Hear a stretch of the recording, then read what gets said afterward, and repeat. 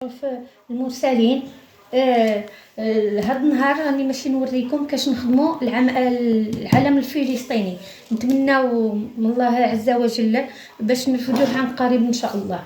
شوفوا، نشيو الكتان، هذه كنا نقولوا لها كتان طاف ولا لا دوبلوغ اللي يديروها تحت الفيستات.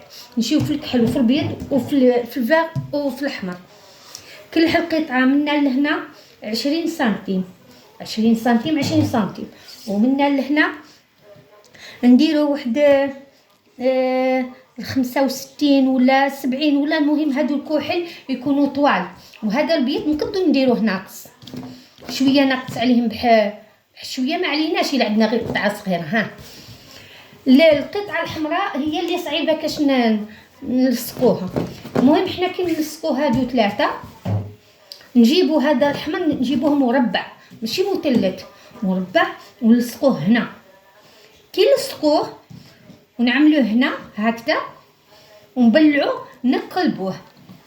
كي نقلبوه تخرج لنا النتيجه مثلث منا مثلث منا. نعاودو نديروه، يخرج لنا مثلث منا. كنكونوا خيطناه. المهم يجينا الخدمه هكذا.